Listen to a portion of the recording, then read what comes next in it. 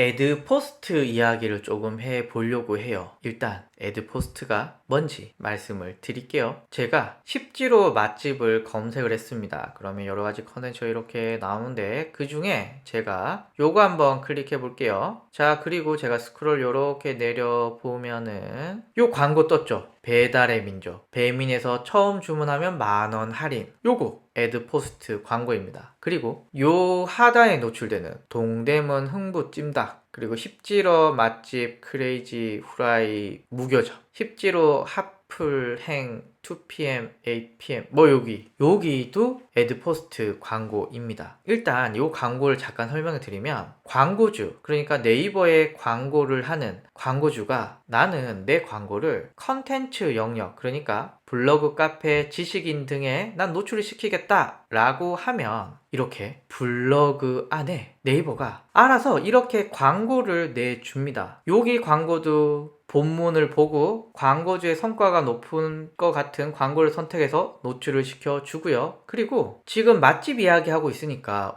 요거 관련된 거 여기도 노출시켜줘야지 하고 노출을 시켜줍니다. 만약에 제가 실업급여를 해서 요거 해볼까요? 실업급여 조기 재취업 수당 클릭을 해서 요거 베리홉 미백 앰플, 아까 맛집이랑 다른 광고가 뜨는 거죠. 아마도 네이버가 판단할 때 요 본문과 올리는 건 요걸 거야. 혹은 스크롤 내려보니까 이게 실업급여 관련된 내용이거든요. 보니까 실업은 역시 노무사, 혹은 취업해야 되니까 인크루트, 혹은 잡코리아, 요런 내용들이 나오고 있습니다. 그러니까 본문과 관련된 광고들이 노출이 되고, 그러면 이 글을 읽던 사람은 스크롤 내리다가 이 중에 광고를 클릭하거나 혹은 상단에 노출되는 요 광고를 클릭할 수가 있겠죠. 요렇게 광고를 클릭하게 되면 광고주의 돈이 딸까당 떨어지고 그 돈을 네이버와 이 블로거가 나눠 가지게 됩니다. 그런데 안타깝게도 현재는 네이버에서 내가 얼마 가져간다, 넌 얼마를 가져가, 이런 것들을 공개하진 않았어요. 다만 우리가 추측해 볼 때는 한 8대2, 7대3 정도로 나눠 가지 않을까. 왜냐하면 구글이 한 8대2 정도로 이 컨텐츠를 만드시는 분에게 8, 구글이 2 이렇게 떼 가거든요. 아마 비슷한 수준이지 않을까라고 하지만 네이버에선 밝히진 않았어요. 그리고 블로그 광고에 대해서는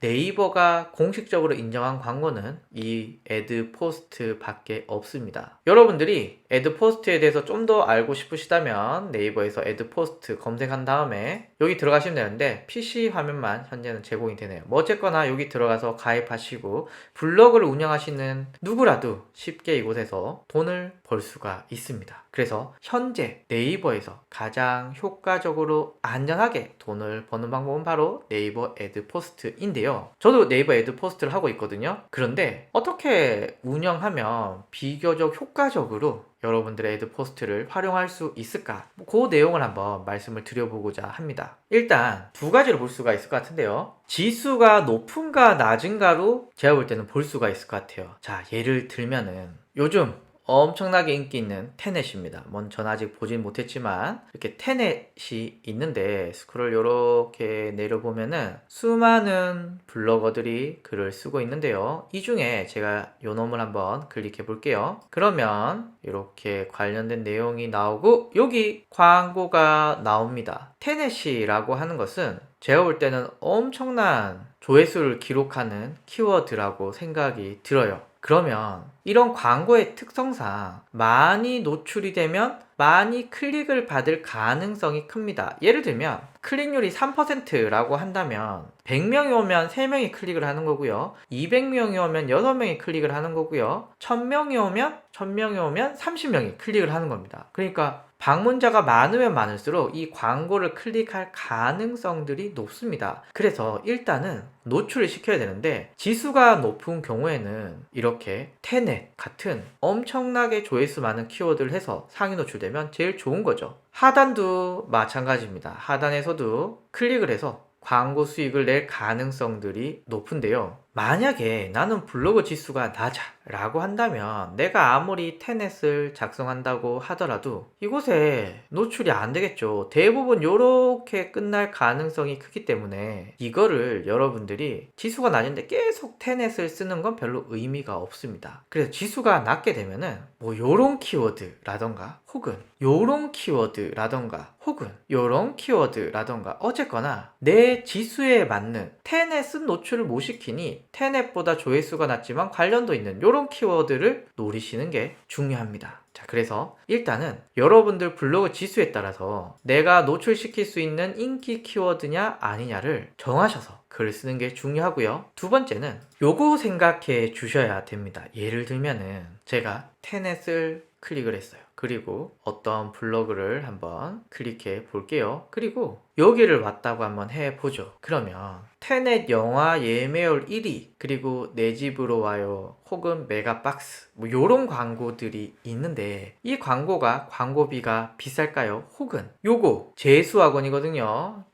스크롤 이렇게 내려보면 요놈 혹은 스크롤 쭉 내려보면은 재수학원에 관련된 업체들이 이렇게 노출이 되고 있습니다. 자, 그럼 영화 예매를 하는 그 업체들의 광고 단가가 비쌀까요? 아니면 기숙학원, 재수학원 요런 게 단가가 비쌀까요? 아마 여러분들은 물어보지 않아도 아실 겁니다. 얘네가 훨씬 더 비싸다는 것을. 그러면 나는 어떤 주제를 해도 상관이 없다라고 하는 전제 하에서 여러분들은 기숙학원, 재수학원과 관련된 글을 써서 방문자의 클릭을 받는 게 좋을까요? 아니면 테넷을 노출시켜서 클릭을 받는 게 나을까요? 물론 고려해야 될 게 많지만 그냥 단순하게 광고 단가라만 보면은 이 기숙학원이 훨씬 더 비쌉니다. 그러니까 여러분들이 이 애드포스트에 관련된 글을 쓰실 때는 그냥 취미로 뭐 얼마씩 벌겠다 뭐 이러면은 뭐 제가 볼 때는 아무거나 쓰셔도 상관이 없을 것 같아요. 그런데 내 블로그 지수가 조금 되고 그리고 비싼 광고비를 벌고 싶다, 비싼 블로그 수입을 올리고 싶다,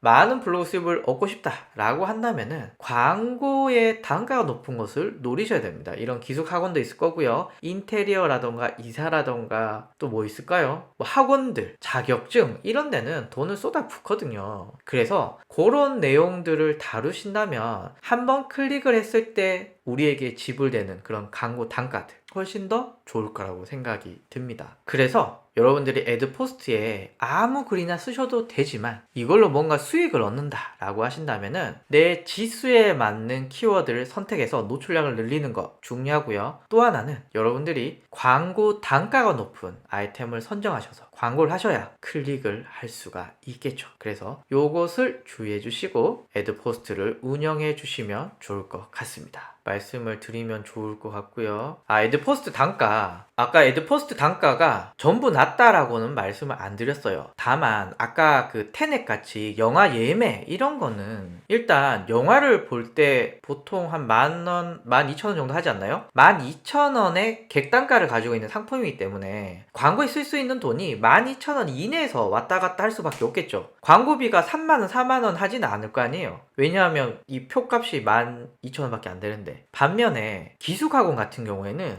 뭐 200만원, 300만원 이렇게 올라갈 수 있겠죠. 그럼 광고비로 만 60만원, 70만원 이상은 써도 상관이 없죠. 왜냐하면 이 물건은 200만원짜리, 300만원짜리니까. 그래서 제가 말씀드린 게 애드포스트의 단가가 낮다라기보다는 어떤 키워드에 맞게 애드포스트 광고들이 이렇게 노출이 되잖아요. 그럼 그 키워드의 단가가 낮으면 낮은 애드포스트들이 노출이 될 거고 높으면 높은 애드포스트들이 노출이 됩니다. 그래서 제 경험상 적을 때는 한 70원, 80원도 있고요, 클릭당. 많을 때는 전 12,000원도 한번 해봤습니다. 그냥 클릭을 했는데 12,000원이 쭉 나가. 이런 경우도 있거든요. 그러니까 애드포스트 단가가 전체가 낮다라는 얘기는 아니고 어떤 주제, 어떤 키워드로 글을 썼느냐에 따라서 광고가 노출이 되니 그거에 따른 차이가 있다라고 보시면 될 것 같습니다.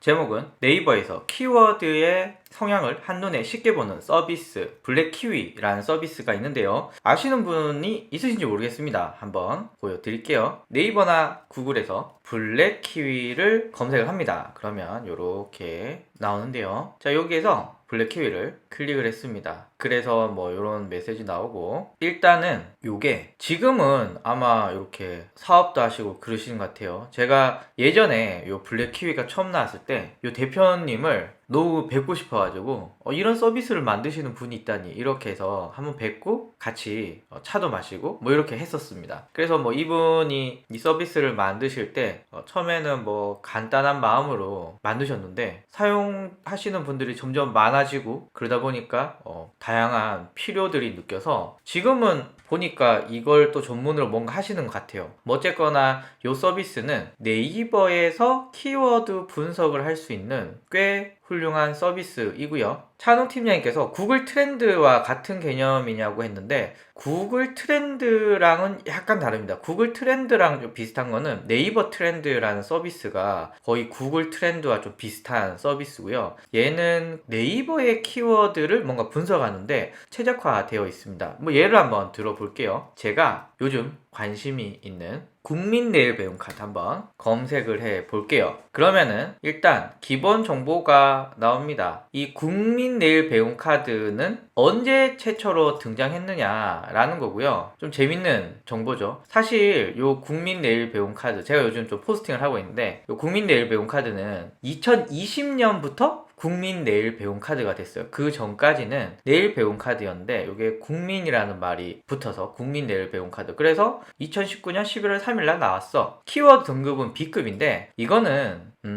그냥 뭐 이게 큰 의미라기보다는 그냥 좀 경쟁이 좀 덜 심하다 뭐 이렇게 볼 수 있을 것 같아요. 그래서 키워드 등급이 이렇게 있고 자세히 보시면 키워드 등급을 어떻게 했느냐 뭐 이렇게 나오는데 일단은 이게 뭐 네이버의 어떤 정보와는 크게 관련이 없고요. 아마 이걸 만드신 분이 아마 요런 정보로 만들었다 요런 정도로만 보시면 좋을 것 같습니다. 그래서 B면 뭐 경쟁이냐 보통이구나 라는 거 볼 수 있고요. 스크롤 요렇게 내려보시면 PC, 모바일 요렇게 한 달 검색량 나오고요. 한 달에 얼마나 발행이 되느냐 요렇게 보실 수가 있는데 요 검색량 정도가 좀 유의미하고요. 뭐 얘는 뭐 별로 의미 없는 것 같아요. 그 다음에 9월 예상 검색량도 뭐 별로 의미 없고요. 컨텐츠 포화 지수도 글쎄요 뭐 어떤 의미를 따지기에는 좀 미비합니다. 그냥 여기서는 대략 월간 검색량이다 요렇게 볼 수 있고요. 사실은 여기서부터가 좀 중요합니다. 연관 키워드 클릭을 하면은 연관 키워드 쭉 뽑아 주는데요. 여기에 월간 검색량 이렇게 나오고요. 그리고 총 발행량, 철자 유사도 이렇게 해서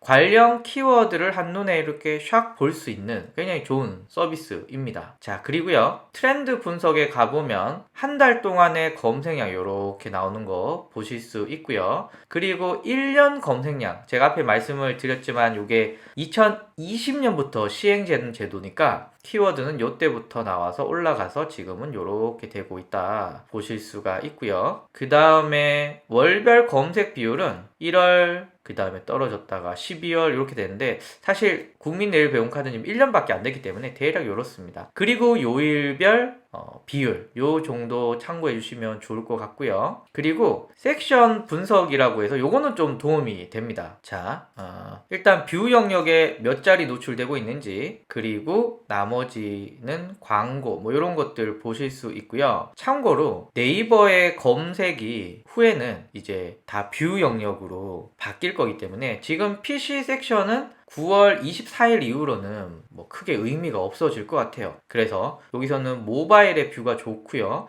그 다음에 블로그 섹션 이렇게 보면은 순위들이 이렇게 나오고 있는데 요거는 PC 기준인 것 같아요. 그래서 이렇게 나오는 거 보실 수 있고요. 1 방문자 수도 있으니까 최적화 블로그를 한눈에 파악하시는 데는 도움이 될 것 같습니다. 자, 그리고 성향 분석이라고 해서 20대가 제일 많이 검색하고 요게 국비지원 교육 프로그램이니까 20대, 30대 볼 수 있고 40대, 50대 들어가고 남성, 여성 그 다음에 이슈성인지 아닌지 이슈성은 뭐냐면은 클릭을 했을 때 검색의 변동량이 심하냐 안 심하냐를 볼 수 있습니다. 그러면 요 키워드는 이슈성일까요? 아닐까요? 네, 아니겠죠. 상업적 정보성 사실 요거를 네이버에서 딱 정했냐 이렇게 볼 수는 없고요. 이 만드신 분이 그냥 대충 한 거예요. 대충 한 건데 그냥 참고 요거 정도로만 볼 수 있을 것 같습니다. 상업성이냐 정보성이냐 요 정도 보시면은 굉장히 좋을 것 같아요. 자, 그리고 다른 키워드 한번 해볼게요. 제가 또 요즘에 관심 있는 키워드입니다. 돌문어 맛있죠? 돌문어라는 키워드는 최초 등장했을 때가 2016년 1월 1일이고요. D면은 굉장히 낮은 키워드입니다. 그리고 월간 검색량. 자, 여기서는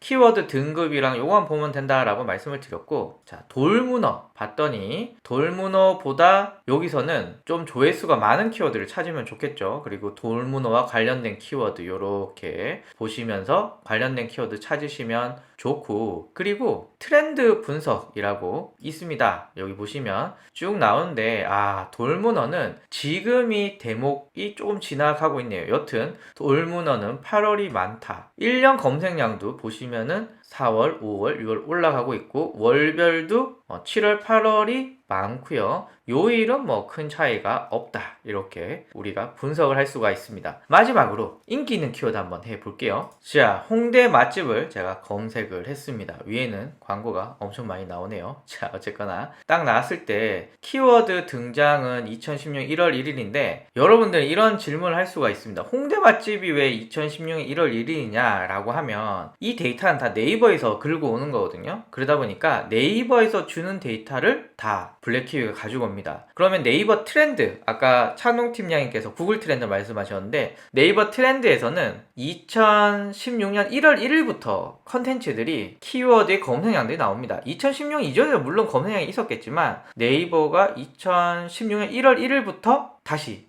조회수들이나 이런 걸 찾기 때문에 2016년 1월 1일 이전에 찾기는 불가능합니다. 그래서 제일 오래된 건 2016년 1월 1일. 그게 뭐 크게 의미는 없죠. 키워드 등급 C 정도 되고요. 와, 조회수는 PC 모바일 차이가 엄청 나네요. 자, 그리고 홍대 맛집을 노리시는 분에게 좀 도움이 되는 키워드들은 요렇게 있다. 참고하시면 좋을 것 같고요. 그리고 트렌드 분석. 자, 홍대는 그렇군요. 12월, 1월이 많긴 한데 아마 여기는 우리가 그 질병 때문에 이렇게 떨어지는 걸로 보입니다. 월별도 아마 여기 좀 떨어지는 이유는 아마 그 질병 때문이라고 보여지고요. 요일 검색 어떻습니까? 역시 홍대는 주말에 가야 제맛이죠. 그래서 주말이 이렇게 높은 것을 보실 수가 있습니다. 섹션 분석 한번 가볼까요? 섹션 분석은 플레이스 새로 오픈, 파워, 링크, 그리고 뭐 먹지, 뷰 나오는 거 보실 수 있고요.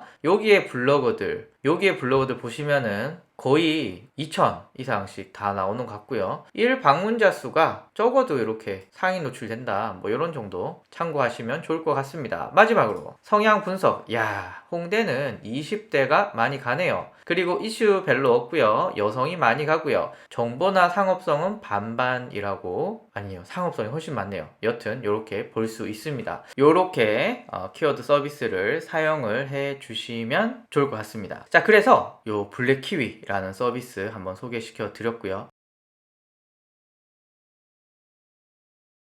회원 가입하시고 해주시면 좋고요. 회원 가입은 뭐 요런 정도만 필요하니까 후에 뭐 큰 걸 원하진 않으니까 뭐 필요하신 분들은 로그인 하셔서 사용해 주시면 좋을 것 같습니다. 찬웅 팀장님께서 키워드 찾기 어려울 때 보면 좋겠다. 예, 굉장히 도움이 되는 서비스이고요. 키워드를 골라서 올려도 상위 노출이 안 해나면 어떻게 해야 되느냐라는 건데요. 제가 볼 때는 몇 가지를 고려하실 게 있는데, 첫 번째는 혹시 핵잼TV님께서 블로그 운영 기간이 얼마나 되신지 좀 말씀을 해 주셨으면 좋겠어요. 자, 그러면 답변을 해 주실 때까지 제가 한번 대략 말씀을 드려볼게요. 일단은 저품질인가? 라는 거 하나 확인을 해 주셔야 되고요. 두 번째는 블로그 운영 기간이 짧은가? 이것도 봐 주셔야 되고요. 그리고 세 번째는 블로그 지수에 맞는가? 라는 것을 확인을 해 주셔야 됩니다. 일단 저품질 같은 경우에는 핵잼TV 채널님께서 작성했던 그 블로그 제목을 네이버 검색창에 넣어 보시고 블로그 제목 전체를 검색창에 넣어 보시고 검색을 딱 눌렀는데 첫 번째 글이 웹사이트라는 영역으로 빠졌다. 블로그에 노출이 안 된다. 뷰 영역도 노출이 안 된다. 어라? 다음 글 썼어요. 다음 글도 역시 웹사이트로 넘어가고 블로그에 노출이 안 돼요. 그 다음 글도 그래요. 한 3개 정도 테스트 해보시고 모든 글이 블로그나 뷰 영역이 안 잡히고 다 웹사이트로 넘어갔다 라고 한다면 저품질일 가능성이 굉장히 큽니다. 그래서 그렇게 보여드리고, 그리고 핵잼TV 채널님께서 네이버는 3년 전에 가입만 하고 2달 블로그 활동을 했다고 했는데, 아마 제 생각에는 글을 몇 개 썼는지 모르겠어요. 글을 몇 개 썼는지 모르겠지만 아마 여기일 가능성이 첫 번째 있습니다. 운영 기간이 짧은가. 그냥 이걸 일반화 시킬 수는 없지만 그냥 일반적으로 얘기하는 게 한 일주일에 3개씩 관련 주제로 키워드에 타겟을 했을 때 한 3, 4개월 정도 운영하면 세부 키워드들이 잡히기 시작을 하더라 라고 말하고 있어요. 그래서 2달인데 일주일에 한 3개씩 썼다 라고 한다면 대략 3개월 정도는 블로그를 한번 운영해 보시고 판단을 해 보시면 어떨까 라고 생각을 했고, 핵잼TV님의 답변을 보니까 800명 정도 방문을 하셨네요. 그러면 제 생각에는 운영 기간의 문제는 아닌 것 같아요. 어느 정도 방문자가 있으시니까. 그러면 블로그 지수에 맞는지, 와, 글은 2달 동안에 112개를 했다고요? 너무 많은 것 같은데? 제 글에 뭐 어떻게 썼는지 이런 건 잘 모르지만 2달 동안에 112개를 작성을 했다는 건 진짜 엄청나게 많이 쓰셨네요. 아, 네네. 어쨌거나 2번 아닌 것 같고요. 핵잼TV님은 1번도 아닌 것 같아요. 저품질도 아니고 운영기간이 짧은 것도 아닌 것 같아요. 그러면 블로그 지수인데 예를 들면은 뭐 이런 거죠. 지금 핵잼TV님이 노리시는 키워드가 엄청 센 키워드야. 뭐 예를 들면 우리가 보통 말하는 C랭크 키워드나 최적화 블로그 키워드야 라고 한다면 우리가 내 블로그 지수가 안 되는데 써도 노출이 안 되는 거죠. 예를 들면은 홍대 맛집 썼는데 노출이 안 돼. 그렇다고 또 홍대 맛집 쓰면 노출이 잘 안 되거든요. 그러면은 얘보다 좀 지수가 낮은 키워드를 쓰는 거죠. 홍대역 술집이라던가 혹은 홍대역 데이트 카페, 뭐 이런 식으로 홍대 맛집이 노출이 안 되면 좀 더 조회수가 낮은 키워드를 쓰셔야 된다라고 말씀을 드리고, 그리고 아마 핵잼TV 채널님께서 얘기하시는 수익이 하루 평균 1,000원이라고 하신 건 애드포스트가 아닐까라고 생각이 드는데, 얘기하시면서 이것도 한번 해볼까요? 제가 앞에 영상에서도 한번 말씀을 드리겠는데 저도 애드포스트 운영하고 있거든요. 애드포스트 운영하고 있는데 물론 일반화 시킬 수는 없지만 저 같은 경우에는 제가 한 10원에서 한 20원 정도 나오는 것 같아요. 저의 경우는. 근데 아마 핵잼TV님께서 한번 보시면은 조회당 금액이 저보다는 낮으실 거예요. 물론 핵잼TV님도 아시겠지만 애드포스트라는 게 조회당 돈을 주진 않거든요. 클릭을 해야 돈이 나오는 상품이지만 그냥 저희가 이해하기 쉽게 어제 발생한 수입을 조회로 이렇게 나눠 보는 거죠. 그러면 조회당 대략 얼마 정도 나오느냐 라고 했을 때 저는 조회당 한 10원에서 20원, 뭐 많게는 30원도 나오는데, 만약에 핵잼TV님께서 한번 조회당 금액을 해보시고 저보다 낮다면은 좀 광고 단가가 높은 키워드를 노리시면 어떨까 생각이 듭니다. 어떤 유튜버가 월천 번다고 했다라고 말씀을 하셨잖아요. 일단은 뭐 그렇게 보시는 분들도 있겠죠. 그런데 2가지를 생각을 해 주셔야 돼요. 자, 보세요. 첫 번째는 영화 예매를 하는 업체가 있다고 가정을 해볼게요. 그럼 그 사람이 핵잼TV 채널에 블로그에 광고를 노출시켰죠. 보통 파워링크에 컨텐츠 영역이 광고 노출이 됩니다. 근데 영화 예배는 기껏해야 한 12,000원이 단가잖아요. 그러면 당연히 광고비가 12,000원이 넘을 수는 없겠죠. 그러면 만약에 10,000원이라고 가정하면 핵잼TV님의 블로그를 보고 그거를 클릭을 하면은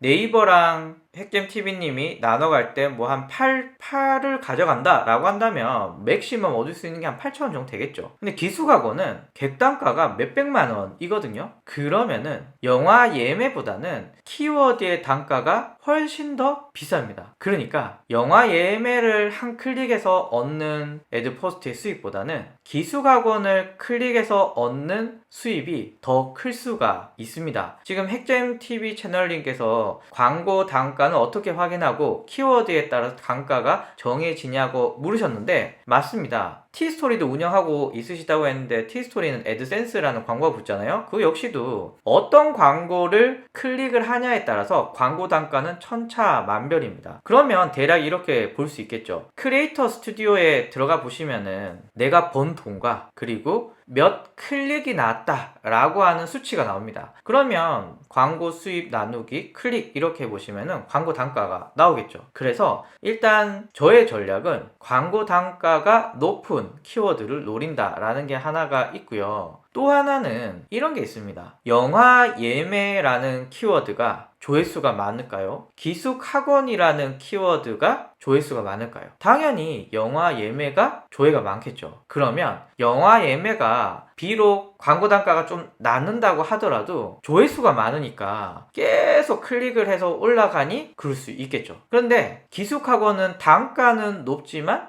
조회수가 별로 없으니까 노출량이 좀 적으니 광고 수입이 거기에 비해서는 적을 수도 있겠죠. 그래서 제가 하고 싶은 말은 뭐냐 하면은 만약에 핵점TV님의 블로그가 영화 예매 혹은 기숙학원 그런 노출량을 확보할 수 있는 키워드를 상위 노출할 수 있으면 뭐 상관없어요. 아무것도 하셔도 되지만 지금 핵잼TV님이 지금 자리를 못 잡고 있다고 하니 그러면은 현재로서는 객단가가 높은 광고 상품을 노리시는 게 훨씬 더 유리하지 않을까. 물론 C랭크라고 하면은 영화 예매든 뭐 인기 키워드를 막 잡으면은 조회수 대비 수익이 오르겠죠. 그런데 지금은 그런 상황이 아니니 비교적 단가가 높은 키워드를 노렸으면 좋겠다라고 볼 수가 있겠죠. 뭐 예를 들면은 제가 뭐 정확하게 주제는 모르지만 대략 부동산 관련돼서 한다면은 대출 광고 많이 나오잖아요. 대출은 광고 단가가 굉장히 크겠죠. 그러니까 뭐 인위적으로 본문에 그런 내용들을 넣어서 대출 광고가 계속 뜨게끔 유도하는 것도 뭐 방법 중에 하나라고 생각이 듭니다. 그러니까 지금은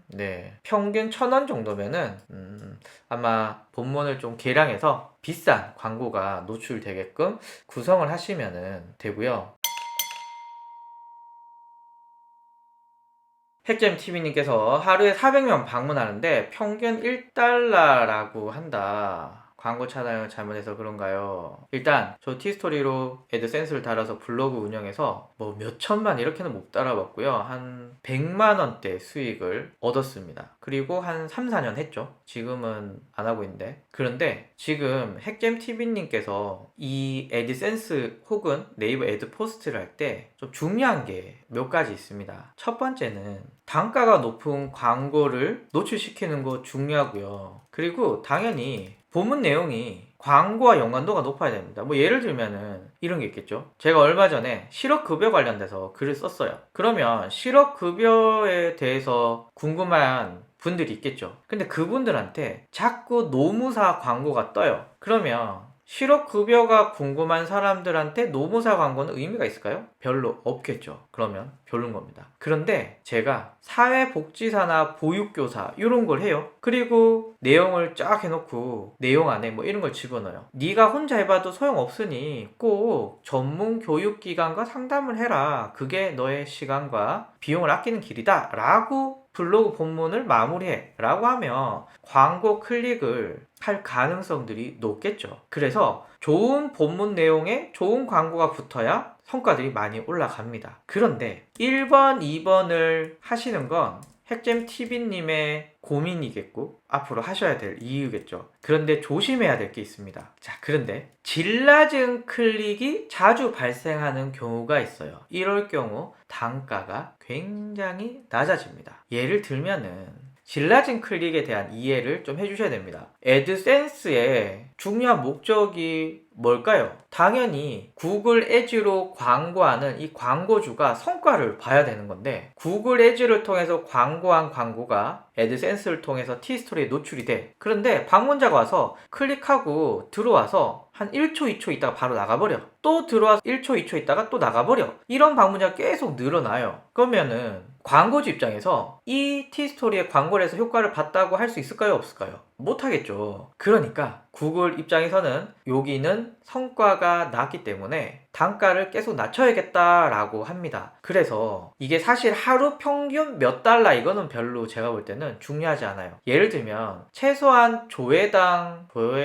뭐 아이템에 따라 다르겠지만 그래도 한 2, 3원 이상은 해야 되지 않을까요? 정확하게는 잘 모르겠네요. 여튼 조회당 단가가 초반보다 계속 낮아지고 있다면 내 티스토리에서는 계속 질 낮은 클릭이 발생한다라고 볼 수 있고요. 조회당 단가가 계속 올라가고 있어 라고 한다면 내 블로그에는 좋은 광고가 붙고 있네? 라고 볼 수가 있습니다. 그래서 질 낮은 클릭이 있는지 없는지 볼 수 있고요. 뭐 광고 차단 필요하시면 해도 될 것 같아요. 해도 될 것 같고요. 아마 계속 단가가 낮다면은 이런 방법들을 한번 고려해 보시는 게 좋지 않을까 생각이 들고, 그리고 혹시나 해서 하는 말인데 부정 클릭이라고 있습니다. 내 광고를 내가 클릭을 해서 왔다 갔다 하고 나갔다가 또 내 광고를 내가 클릭해서 왔다 갔다 나갔다가 요거 몇 번 하다가는 부정 클릭으로 수익금 다 날릴 수 있습니다. 그래서 부정 클릭은 절대 안 하시는 게 중요합니다. 그래서 그런 내용 한번 말씀을 드려 봤습니다. 블로그 마케팅을 하면서 꼭 알아야 될 블로그가 있습니다. 제 블로그는 아니고요. 한번 보여드릴게요. 블로그 이름은 바로 네이버 서치 앤 테크입니다. 많이 알고 계실 수도 있는데요. 여기입니다. 네이버 서치 앤 테크이고요. 요거는 네이버에서 검색 관련된 서비스들을 알려주는 곳입니다. 그래서 이곳에서 네이버에서 이런 말을 했구나 저런 말을 했구나를 알아볼 수 있는 굉장히 중요한 내용입니다. 일단 저는 여러분들이 이곳에서 뭐 여러 가지 찾아보셔도 되지만 최신 글에서 요즘에 어떤 변화들이 있는지를 우선 확인해 주시는 거 중요해요. 예를 들면 카페 댓글을 찾아주는데 그 중에 이렇게 댓글을 볼 수가 있고, 그리고 감사합니다, 뭐로 연락 주세요, 판매가 완료되었습니다, 이렇게 의미 없는 정보들은 다 걸러내고 정보성 글들만 이렇게 노출되게끔 알고리즘이 바뀌었다. 오, 좋네 라고 볼 수 있고요. 그리고 네이버에서 보시면 이렇게 블로그의 이름들 이렇게 상단에 놓게 시작을 했거든요. 이렇게 하니 출처명 클릭률이 올라갔고 뉴스 이렇게 올라갔다, 앞으로 우린 이렇게 바꿀 거야 라고 해서 네이버의 전체적인 방향을 알려주는데도 중요하고, 그리고 요즘 네이버가 요놈들이 요런 걸 하고 있구나. 예를 들면 검색 조작 업체 요즘 우리가 주목하고 있고, 니네 블로그 카테고리 대여해 주거나 포스팅 대여 이런 거 하면 니네 죽을 수 있어, 절대 하지 마, 니네 죽었다고 그거 니네 잘못이야, 뭐 요렇게 안내도 해주고 있고요. 그리고 애초에 C랭크라던가 다이 알고리즘 관련돼서 이곳에서 먼저 알려줬거든요. 그래서 저 같은 나름 강사라고 생각하는 분들이 어디서 정보를 보겠습니까? 여기서 보는 거죠. 여기서 이렇게 되는구나. 이렇게 되기 때문에 네이버 서치 앤 테크에 좀 다양한 정보들을 여러분들이 매주까지는 아니더라도 한 달에 한 번씩은 들어와서 좀 봐주시면은 도움이 될 것 같고요. 그리고 네이버 블로그 팀에도 보게 되면은 여기 이런 변화들이 있어. 예를 들면 블로그 검색에서 모먼트를 찾을 수 있다, 뭐 이런 정보들도 나오기 때문에 얘는 좀 중요도는 비교적 떨어집니다만은 그래도 여러분들이 한 번씩 볼 수 있는 도움이 되는 내용들이기 때문에 보셨으면 좋겠습니다. 뭐 예를 들면 크리에이터 어드바이저 여러분 쓰고 계신지는 모르겠는데 요거 통해서 여러분들이 좀 다양한 서비스들을 보실 수 있거든요. 그래서 요거 보시면서 정보들을 참고해 주시면 좋을 것 같아요. 그래서 블로그 마케팅을 하면서 네이버 서치 앤 테크 꼭 봐주시고 알아주셨으면 좋겠다. 블로그 노출에 대해서 저의 생각 몇 가지를 말씀을 드리겠습니다. 일단 박예인님의 블로그가 2017년 이전에 만든 블로그다 였다고 한다면 절대 초기화를 하시면 안 됩니다. 왜냐하면 2017년을 기준으로 이후에 만들어졌냐 이전에 만들어졌냐가 노출에 엄청난 영향이 있거든요. 그래서 그거 하나 말씀드리고요. 두 번째는 요즘 블로그 잘 안 죽어요. 무슨 말이냐면은 저품질을 요즘엔 쉽게 잘 안 먹어요. 대신 누락이 종종 있는데요. 어떤 누락이냐? 예를 들면 이런 겁니다. 뷰 영역에는 누락이 되고 PC에는 노출이 되거나 웹 문서에만 노출이 되거나 아예 노출이 안 되거나 이런 문제가 생길 수 있어요. 다만 블로그 각 게시글의 문제입니다. 그래서 제가 박예인님의 뭔가 블로그를 다 보고 뭐 이런 건 아니니까 그냥 제가 아는 대로 말씀을 드리면은 그냥 글을 썼는데 한 개, 두 개가 갑자기 누락이 됐어. 웹문서면 또 아씨 블로그 망했다. 저품질했다. 이거는 정말 안타까운 일이고요. 그러나 만약에 지금 요 앞에서 누락이 있다는 건 게시글이거든요. 게시글. 그 게시글의 문제가 아니라 내가 쓴 블로그 전체가 다 없어졌어 라고 한다면 그럴 경우는 저품질일 가능성이 있으니까 초기화는 좀 별로고요. 뭐 어차피 초기화하셨다니까 이제 새롭게 시작을 하시는 거죠. 그래서 그냥 제 개인적으로는 만약에 요거였다라고 하면은 잘 하신 겁니다. 뭐 어차피 초기화 하나 뭐 안 하나 그 블로그를 글 써도 노출이 잘 안 되거든요. 어차피. 그래서 요거는 좀 그럴 수 있는데 만약에 게시글에 누락이 있는 것만 보고 초기화를 했다. 이건 너무 좀 슬픈 소식입니다. 왜냐하면 몇 년 동안 요게 굉장히 중요하거든요. 2017년 이전에 만들었냐 이후에 만들었냐 요걸 통해서 노출에 좀 영향들이 크기 때문에 한번 확인을 해주셨으면 좋겠습니다. 그래서 박예인님은 지금 초기화 하셨는데 이 과정 계정에서 사업 블록을 다시 만들어도 되는데 검색 노출은 잘 안 될 거예요. 왜냐하면 2017년 이후에 만들었으니까 안타깝지만 이게 현실입니다. 이게 좀 그렇죠. 네네. 그래서 이런 말씀 드리고요. 박예인님 제가 너무 이렇게 절망을 드리지 않았나 모르겠습니다. 일단 박예인님은 계정 새로 만들었다면 어차피 노출이 잘 안 돼요. 왜냐하면 2017년 이후에 만든 블로그이니까요. 그리고 현재까지는 언제 만들어져서 비교적 꾸준히 운영되느냐 그 기준이 2017년이거든요. 2017년 이전에 만들어서 꾸준히 운영되고 있다. 노출이 잘 돼요. 그냥 그렇게 태어난 거죠. 그런데 이후에 만든 건 뭐 초기 하나 뭐 새로운 계정에서만 상관이 없는 것 같고 그리고 하루 방문자가 1000명이었는데 갑자기 50명 아래 떨어졌다. 그러면 제가 앞에서 말한 것 중에 블로그 글 전체가 저품질일 수도 있겠네요. 그리고 이미 뭐 엎질러진 물이라서 그냥 제가 하나 더 보태면 일단 뭐 엎질러진 물이기 때문에 좀 안타깝지만 요런 거 엄청나게 많이 옵니다. 저한테. 이분은 18일날 질문했고 20일날 또 질문하고 하거든요. 이분의 질문의 요는 뭐 이런 거죠.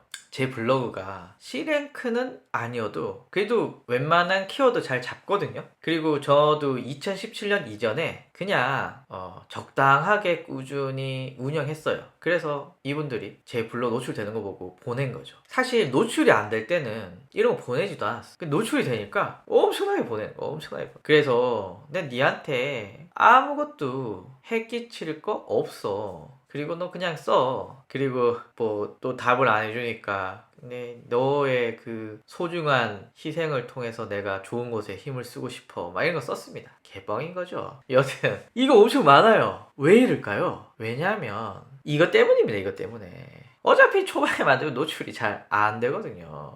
이것 때문에 노출이 안 되기 때문에 옛날 블로그를 자꾸 찾는 거예요. 그래서 박예인님께서 이미 엎드려진 물이지만 2017년 이전에부터 운영했던 블로그 아마 1000명이면 아마 그런 급이 될 것 같아요. 혹시 이 방송을 본 다른 분들도 내 블로그 2017년 이전부터 그냥 한 달에 한 3-4번 글 썼다. 아니면 2-3번 글 썼다. 어느 정도 운영이 됐다. 라고 한다면은 절대 내 블로그는 사업적으로 쓰실 거다 라고 하면 절대 남의 블로그를 쓰시면 안 됩니다. 얘네들이 네 블로그에 절대 이상한 짓 안 해 해놓고 찾아보면 아까 말씀하셨지만 이미지를 중복해서 유사한 걸 쓴다거나 본문에 이상한 링크를 찍힌 걸 쓴다거나 이렇게 되기 때문에 박예인님은 저라면 차라리 나나 혹은 아내분이나 아니면 우리 엄마 아빠나 여튼 2017년 이전에 만든 블로그를 찾을 것 같아요. 그게 더 훨씬 빠를 방법일 것 같아요. 그리고 조이 스토리님께서 블로그는 한번 찍히면 영원히 구제가 안 된다는 건가요? 라고 했는데 요 제 다른 질문에서도 한번 예전에 말씀드렸는데 저는 사실은 마케팅을 하는 사람이고 제가 블로그를 이용하는 목적은 딱 한 개입니다. 블로그를 통해서 나한테 매출이 일어나게끔 하는 건데요. 만약에 제가 지금 운영하고 있는 블로그가 저품질로 슉 날아갔어요. 그러면 뭐 몇 번 살리려고 노력을 해보겠죠. 그런데 그 노력이 한 달 이상이 돼도 안 돼. 전 버립니다. 왜냐하면 저품질을 계속 붙들고 있다고 마케팅용 효과가 있지는 않거든요. 그러니까 한 번 찍히면 영원히 현재는 구제 안 될 가능성이 높고 풀릴 수도 있겠죠. 하지만 현재로서는 쉽진 않고 몇 번 방법들이 있잖아요. 뭐 글을 삭제를 한다거나 뭐 비공개를 한다거나 뭐 RP를 바꿔본다거나 여러 가지 방법을 한 넉넉 잡아 한 달 해보시고 안 되시면 버리는 게 낫습니다. 그거를 살리는데 이거 다 살리면 얼마나 좋겠어요. 하지만 마케팅적으로 저는 별로라고 생각이. 하여튼 심심한 위로의 말씀을 드리고요. 네. 김미연님께서 블로거 마케팅 대입 수익화가 쉬운 편인가요? 질문하셨습니다. 요게 좀 뭐라고 해야 될까요? 마케팅 자산을 얼마나 가지고 있느냐에 따라서 다릅니다. 예를 한번 들어볼게요. 예전에 뭐 한 3, 4년 전이죠. 일단 김미연님께서 블로거 마케팅 대행업은 수익화가 물어보셨는데 저도 이 바닥에 오래 있었잖아요. 일단 블로그 마케팅의 핵심은 상위 노출입니다. 뭐 글을 잘 쓰고 뭐 개뿔 그런 거가 영향이 별로 없어요. 뭐 나는 질 높은 마케팅을 하니 컨텐츠가 중요하니 막 이런 거 다 얘기를 해도 결과적으로는 너 방문자 몇 명이야? 너 이 키워드 상위 노출 시킬 수 있어? 이게 핵심입니다. 제가 블로그를 운영을 하고 강의도 하고 뭐 이걸로 대행도 하는데 정작 상위 노출 못 시켜 이러면 저의 가치는 없어지는 겁니다. 아무리 글을 잘 써도 노출이 안 되면 뭐합니까? 그런데 상위 노출을 그럼 어떻게 시키느냐 라고 했을 때 보통 우리가 상위 노출에는 글 쓰는 방법이나 이런 것도 물론 중요하지만 뭐가 중요합니까? 어떤 블로그에 글을 쓰느냐가 엄청나게 중요합니다. 그러면 어떤 블로그냐? 여기 있죠. 최적화 블로그. 이 최적화 블로그를 어떻게 쉽게 확보할 수 있느냐, 이게 대행업 수익의 핵심입니다. 만약에 최적화 블로그가 45일이면 키우는 기간이 있었어요. 그때 막 최적화 블로그 공장들이 막 돌고 그래서 뭐 블로그 하나에 한 70만 원이면 노출 잘 되는 거 사고 막 이렇게 난리가 났었죠. 이때는 개나 소나 다 상위 노출 시킬 수 있었기 때문에 수익화가 엄청나게 쉬웠어요. 그런데 지금은 블로그 생성일과 운영일 기준으로 C랭크 지수가 있기 때문에 단기간에 최적화 블로그를 생성하는 건 현재 불가능합니다. 그 시절이 지나갔고요. 헬의 시대가 열렸습니다. 그러면 김미연님께서 나는 최적화가 된 블로그를 여러 개 가지고 있어. 그러면 지금 돈을 끌어모으실 거예요. 왜냐하면 최저가 블로그 잘 없거든요. 제가 2020년 초에 최저가 블로그 산다고 물어봤더니 한 300만 원이래요. 아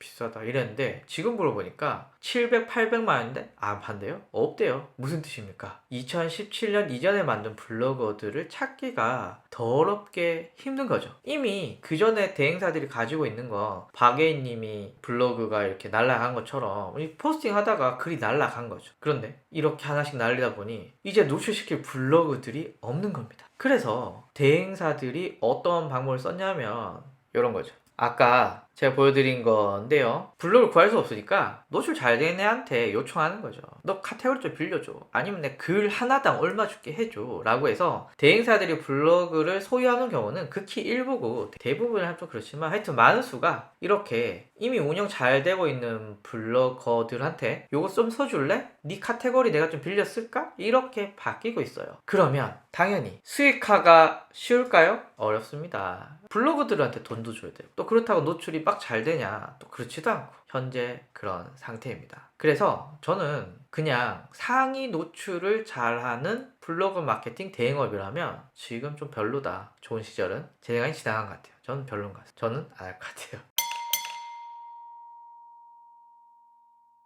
스마트 스토어에 갑자기 구매 수량이 떨어진다면 인데요, 제가 예시를 하나 보여드릴게요. 이거 진짜는 아니고요, 다른 키워드인데 제가 그냥 여러분들이 좀 쉽게 설명하기 위해서 다른 키워드를 검색을 했습니다. 그리고 제가 한번 예시를 한번 들어볼게요. 제 아시는 분이 이곳에 상위에 노출이 되고 있었어요. 버드런 코리아님께서도 아시다시피 이 상위 노출을 하기 위해서는 구매도 중요하고 제목도 물론 중요하고 리뷰도 중요하고 또 스토어의 등급도 엄청나게 많은 고민과 고민으로 잘 운영을 하셔야 노출이 되겠죠. 노출이 잘 되었어요. 삼겹살도 많이 팔렸죠. 그런데 어느 날 삼겹살의 구매 건수가 급감을 하는 거예요. 오씨 왜 급감했지? 라고 하고 통계를 봤더니 검색에서 삼겹살이 뭐 한 50% 60%를 차지하고 있는데 그게 갑자기 20%를 뚝 떨어졌어요. 그러면 뭐가 문제입니까? 삼겹살이 문제였습니다. 딱 봤더니 삼겹살이 1등, 2등, 3등 안에 꼭 들어갔었는데 없는 거예요. 오씨 어디 갔지? 막 찾아보니까 저 밑에 있는 겁니다. 그래서 왜 거기 있지? 라고 해서 클릭해서 후기를 봤더니 별 1개짜리 폭탄이 막 떨어져 있는 거예요.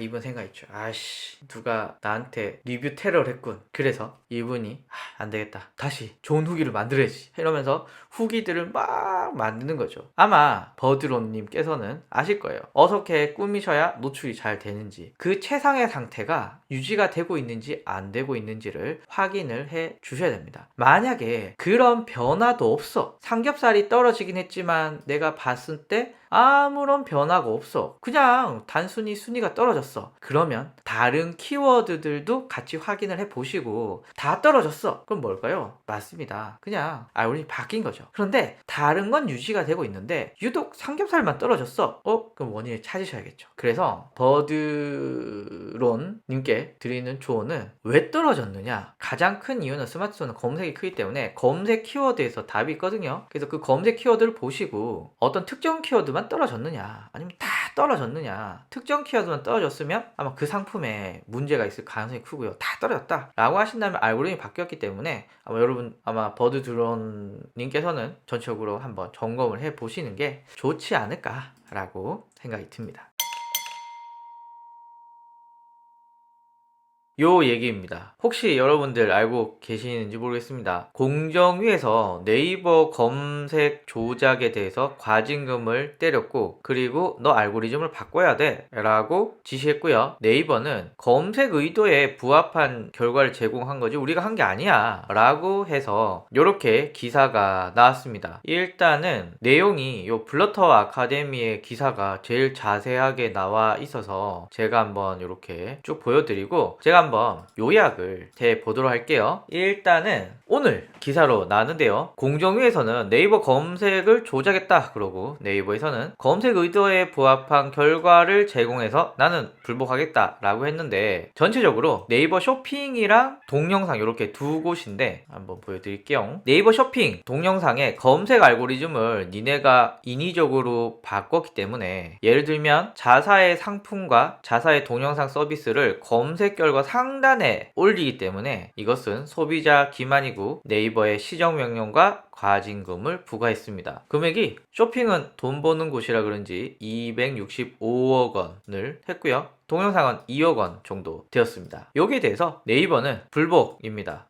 일단 네이버의 의도는 검색은 공평한 것이 아니라 사용자의 검색 의도에 부합한 것이다 라는 것이 네이버의 입장이고요. 저도 이 입장에 좀 동감하는 바입니다. 뒤에서 쭉 얘기를 하겠지만 네이버가 무슨 국가에서 만든 그런 검색 엔진이 아니기 때문에 그냥 서비스를 영위하기 위해서 최대한 노출을 시켜야 된다, 혹은 노출 순위를 바꿔야 된다 라는 관점에서 사용자가 자기 서비스 많이 쓸 수 있지 않을까 라고 하는 게 저 개인적인 생각입니다. 자, 그러면 쇼핑부터 한번 시작해 볼게요. 자, 일단 네이버 쇼핑 용역은 여러 가지가 노출이 되지만 스마트팜이랑 스마트 스토어가 노출이 되고요. 여기 또 자사 쇼핑몰도 노출이 됩니다. 뭐 카페24나 가비아나 뭐 고도몰 이런 것들, 그리고 우리가 이제 일반적으로 오픈마켓이라고 하는 11번가, 지마켓, 옥션, 인터파크, 그리고 롯데, 신세계 뭐 이런 종합몰들도 노출이 되고 있는데, 대부분의 키워드에서 스마트팜이랑 스마트 스토어, 뭐 대부분 우리는 스마트 스토어가 상위에 노출이 되고 있는 이런 검색 결과가 나오고 있다라고 합니다. 그래서 저는 사실은 야 이거 그냥 정황상으로만 이렇게 얘기하는 거 아니야? 라고만 생각했는데 공정위에서 꽤 자세하게 발표를 했습니다. 한번 몇 가지만 보면요. 근데 사실 이렇게 자세하게 할 수 있을까? 뭐 이런 생각을 했는데, 자, 자사 오픈마켓을 2012년 4월 출시를 했죠. 샤벤이라는 서비스로 처음에 출시를 했는데, 이때 경쟁 오픈마켓 상품 노출 가중치를 1 미만으로 부여해서 노출 순위를 인위적으로 알고리즘적으로 내렸다라고 하고요. 반면에 스마트 스토어, 오픈마켓은 스마트 스토어죠. 스마트 스토어는 페이지당 일정 비율 이상의 노출을 보장하게 되고 판매 지수에 추가적으로 1.5의 가중치를 부여해서 노출이 잘 되게끔 알고리즘을 정했다고 합니다. 뭐 여러분들도 생각해 보시면 기본적으로 검색을 해보시면 대부분 스마트 스토어가 노출이 되는 것도 이런 알고리즘의 영향이기도 하고요. 그리고 사실 요거 때문에 좀 불만이 많습니다. 예를 들면은 G마켓에도 랍스타를 A라는 업체가 팔 수 있고 B라는 업체가 팔 수 있고 C라는 업체가 팔 수가 있는데, 그러면 G마켓 입장에선 다 다른 판매가 되는 건데 네이버에서는 이 동일한 쇼핑몰이라고 생각을 해서 G마켓은 판매하는 판매자가 A, B, C로 나눠진다고 하더라도 3개 이상 연속해서 노출이 되는 걸 막았습니다. 그래서 이걸 동일몰 로직이라고 부르는데, 동일한 쇼핑몰에서 3개의 상품이 연속해서 주룩 나오는 것을 막는 이런 로직이고, 다만 오픈마켓은 스마트 스토어는 다 각각의 업체니까 얘는 뭐 상관없이 다 노출이 되게끔 만들었다라고 하는데 잘 모르겠어요. 전 개인적으로 뭐 이게 그렇게 불편한 로직인가 뭐 이런 생각이 들지만, 어쨌거나 경쟁 오픈마켓 상품에 대해서 불리한 기준을 적용했다라고 발표를 했습니다. 그리고 아마 여러분들 중에서도 쇼핑몰 하시는 분은 요거 꼭 달고 계시죠. 네이버페이죠. 2015년 6월 네이버페이가 이제 출시를 앞두고 네이버페이 담당 임원의 요청에 따라 네이버페이와 연동되는 자사 오픈마켓 상품의 노출 제한 개수를 8개에서 10개로 늘렸다라고 말하고 있습니다. 그러니까 네이버페이가 적용이 되는 스마트 스토어의 노출 개수가 늘었다, 뭐 이렇게 보시면 될 것 같고요. 자, 그래서 전체적으로 공정위가 발표한 건 오픈마켓, 그러니까 네이버가 운영하는 서비스가 아닌 오픈마켓이나 종합몰의 가중치를 낮추고 오픈마켓의 가중치를 1.5배 높이고, 그리고 가중치뿐만 아니라 이 통합 검색에 노출이 되는 이 순위 역시도 동일 쇼핑몰은 3개 이상 노출 안 되겠고, 하지만 스마트 스토어는 다 각각의 쇼핑몰이니까 제한 없이 다 노출이 시켜주고, 요렇게 알고리즘을 짰고, 네이버 페이 때문에 네이버 페이를 많이 쓸 수 있도록 또 스마트 스토어를 상위에 노출시켰다, 이게 전체적인 내용입니다. 자, 그래서 공정위의 주장이지만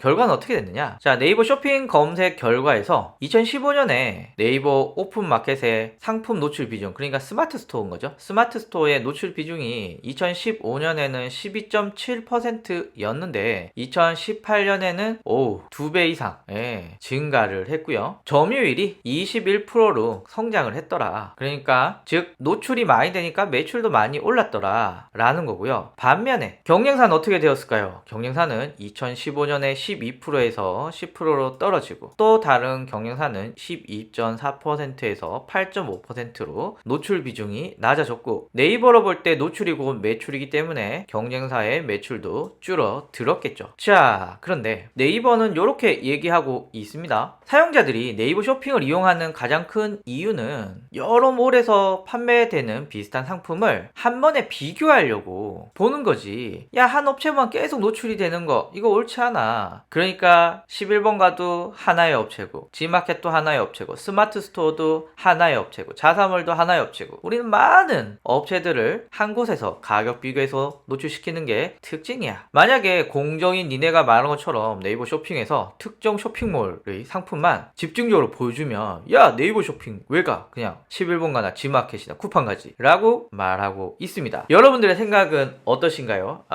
글쎄요.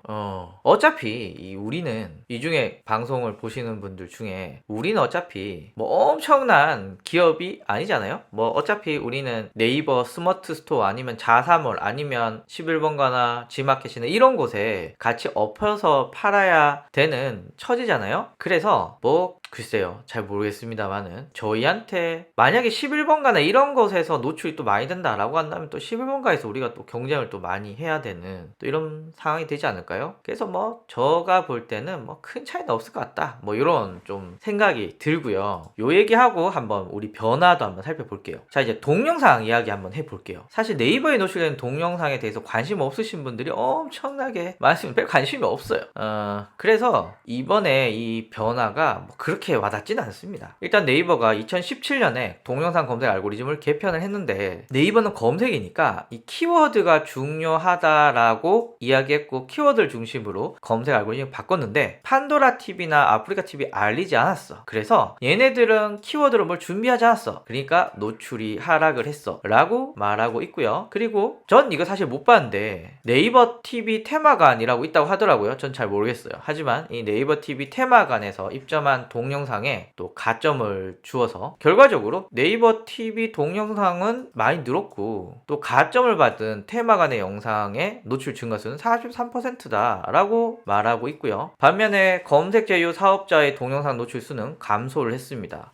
근데 이게 모르겠어요. 여러분들 어떻게 생각하시는지 모르겠지만 지금 구글에 아마 대부분의 키워드를 검색해서 노출되는 동영상을 보시면은 다 유튜브입니다. 뭐 유튜브가 컨텐츠 양이 많기도 하고 또 구글의 자회사기도 하지만 우리가 대부분 컨텐츠를 소비하는 곳은 그리고 컨텐츠의 질이 좋은 곳은 유튜브에 많이 있는 건 뭐 현실적인 상황입니다. 그래서 동영상으로 알고리즘을 이렇게 바꿔서 사용자들이 좋아할 만한 검색을 노출시켜야 되는데 거기에 질이 좋고 나쁘고를 떠나서 이렇게 얘네들 다른 업체들을 이렇게 억지로 끼워서 알고리즘을 만들어야 된다 라고 하는 건 전 좀 이해할 수는 없습니다. 그리고 어차피 네이버 TV의 그 점유율 혹은 동영상 노출량 이런 게 너무 적기 때문에 뭐 굳이 검색 알고리즘을 바꿔서 얘네를 줄이나 안 줄이나가 뭐 동영상 그 점유율 판단에 전혀 영향이 없기 때문에 이거는 좀 별론 것 같아요. 이것도 2억 원밖에 안 때리기 때문에 이것도 별론 것 같습니다. 자, 어쨌거나 이런 문제가 있습니다. 뭐 네이버의 반론 한번 들어볼까요? 네이버는 이렇게 얘기하고 있습니다. 동영 서비스 개편은 유튜브 때문에 한 거고 자사 동영상 서비스는 일부다. 그러니까 요 전체가 뭐 큰 문제를 일으키는 영역은 아니고 일부의 동영상만 노출시켰다 뭐 이런 건데 제가 볼 땐 이거는 뭐 저희가 크게 신경을 안 써도 되는 것 같습니다. 왜냐하면 네이버 TV는 점유율 자체가 높지 않기 때문이죠. 자, 그래서 그냥 소설을 써보는 겁니다. 앞으로 우리는 뭐 어떻게 대응할 것인가, 어떤 일들이 일어날 것인가 이런 것들을 한번 봐야 되는데 첫 번째는 이 네이버가 뭐 불복을 하든 뭐 안 하든 이런 거와 상관없이 순위 변화가 예상이 됩니다. 그럼 뭐 어떤 식으로 변화될까요? 일단 뭐 눈치를 보겠죠. 그래서 스마트 스토어의 노출량이 줄어들 가능성이 올해 안에 벌어질 것 같고요. 대신에 스마트 스토어가 아닌 뭐 시범과 지마켓 등등의 오픈마켓이나 종합몰에서 그런 변화들이 있지 않을까 예상을 합니다. 일단 뭐 여러분들도 알고 계시겠지만 8월, 9월 요때 지나면서 스마트 스토어 중에서도 그냥 막 시작하신 이런 뭐라고 할까요? 이런 꼬꼬마 뭐 이런 스마트 스토어들의 노출량이 많이 줄었습니다. 대신에 누가 늘어났느냐? 옛날부터 스마트 스토어를 열심히 운영했던 그런 빅셀러들, 파워셀러들의 노출량들이 8월, 9월 이후로 굉장히 많이 늘어났습니다. 네이버에서는 이렇게 생각을 한 것 같아요. 아무래도 꼬꼬마 스마트 스토어들은 작업이나 뭐 이런 것들이 많이 생길 가능성이 높으니 이왕이면 브랜딩 되어 있고 비교적 고객들의 진짜 후기, 진짜 구매가 많이 발생하는 그런 빅파워 셀러들을 노출을 많이 시켜주자. 그래야 어뷰징도 처단할 수 있다. 요렇게 알고리즘을 짠 것 같아요. 그런데 여러분들도 알다시피 방금 빅파워, 빅셀러들을 노출 잘 시켜주고 꼬꼬마들은 노출 잘 안 시켜주는 알고리즘으로 바꾸어 간다라는 것은 좀 어디서 많이 들어본 알고리즘 같지 않습니까? 맞습니다. C랭크 알고리즘과 비슷합니다. C랭크 알고리즘이 뭐냐면은 특정 주제에 대해서 지속적으로 오랫동안 좋은 글을 쓰면 노출이 잘 된다 라고 하는 네이버의 블로그 알고리즘인데 결과적으로 어떤 일이 벌어졌느냐 2016년, 2017년을 딱 기준으로 2016년, 2017년 이전에 만들었던 블로거들은 노출이 잘 돼요. 제가 만든 블로거 2016년에 만들었는데 뭐 한 1년 동안 글 한 10개도 안 썼는데 최근에 막 쓰고 있으니까 방문자가 막 증가를 하고 있습니다. 그런데 나는 어제 블로그를 만들었어. 노출이 잘 될까요? 절대 안 됩니다. 인기 키워드 키워드 못 잡습니다. 그래서 여기도 출처가 강조되고 있고요. 카페도 출처가 강조되고 있고요. 지식인도 출처가 강조되고 있습니다. 스마트 스토어도 지금 출처가 강조되고 있는 상황에서 쇼핑몰의 순위 변화가 일어나면 억지로라도 11번가 G마켓 같은 오픈마켓이나 종합몰들이 끼어들게 되고, 그러면 누가 손해를 볼까요? 아마도 꼬꼬마 스마트 스토어들이 손해를 보지 않을까. 그러면 자연스럽게 네이버 검색 광고나 네이버 쇼핑 광고 혹은 뭐 다른 방법으로 노출을 고민해 볼 수밖에 없습니다. 그래서 이 스마트 스토어의 이 꼬꼬마들이 굉장히 험난한 2020년 하반기가 되지 않을까라고 뇌피셜을 막 써봅니다. 또 하나는 네이버에서 스마트 스토어를 왜 이렇게 많이 노출시켰냐라고 했을 때, 아니 11번가에 여러 가지 판매자를 노출시키는 게 야, 이거 공평한 거야? 그게 아니지. 스마트 스토어는 각각의 쇼핑몰이니까 11번가 니네 딱 3개까지만 노출시키고 나머지 각각의 스마트 스토어를 노출시키는 게 또 공평하지 않아? 한 번 검색에 더 많은 사업자들이 들어오니까 이거 공평하지 라고 하는 게 네이버의 이야기잖아요. 그러면 스마트 스토어가 줄어들고 그러면 11번가나 뭐 다른 걸 넣을 수도 있지만, 제 개인적으로는 자사몰, 뭐 카페24나 메이크샵이나 쇼핑몰 요런 애들을 더 노출시켜 주지 않을까라고 하는 거. 그러면 면피할 수도 있는 거죠. 우리는 니네를 11번가나 G마켓을 늘려주지 않았지만 자사몰 쇼핑몰을 늘려줌으로써 내가 대한민국 경제에 기여를 하고 있어, 뭐 이런 식으로 스토리를 풀어갈 수도 있겠죠. 그래서 자사몰의 노출량이 증가되지 않을까라는 거고, 어차피 네이버 TV는 망해가고 있기 때문에 이거는 뭐 아마 네이버 TV 이외에 지금 블로그들 동영상 많이 노출했는데 뭐 이거랑 상관없이도 동영상이 상위 노출될 가능성이 크고, 그리고 저는 사실 제 관심사는 스마트 스토어 뭐 쇼핑몰 이런 쪽보다는 이 검색이거든요. 토합 검색에 어떤 변화들이 있느냐가 저의 최대 관심사입니다. 그러면 요 관심사에서 제가 한번 생각해 봤을 때 요거 한번 볼게요. 닭볶음탕 검색했습니다. 닭볶음탕 검색했을 때 인플루언서라는 영역이 있어요. 요 인플루언서 검색은 뭐 제가 다른 곳에서도 한번 말씀을 드렸지만 네이버가 컨텐츠 잘 만드는 사람만 쫙 뽑아서 노출시켜주는 영역이거든요. 그러면 인플루언서가 아닌 사람은 절대 이곳에 노출이 될 수 없는 굉장히 폐쇄적이고 네이버 지 맘대로인 영역입니다. 그런데 이게 검색에 딱 들어가 있는데, 일단 인스타그램, 유튜브, 블로그, 포스트 들어갈 수가 있어요. 그런데 누가 못 들어가냐? 티스토리, 뭐 다음 블로그, 뭐 이런 애들 못 들어가는 것과 동시에 왜 쟤는 되고 왜 난 안 돼? 네이버 마음이에요. 그래서 지금은 네이버가 이곳을 약간 컨텐츠 귀족들을 위한 영역으로 쓰이고 있지만, 갑자기 여기 앞에 내용과 같이 야, 왜 쟤네만 노출시켜주고 왜 우리는 노출 안 시켜주는 거야? 라고 한다면은 아하, 이 영역도 문제가 될 수도 있겠죠. 자, 또 다른 문제가 있습니다. 이건 옛날부터 문제였던 영역인데, 여기 보시겠어요? 자, 네이버.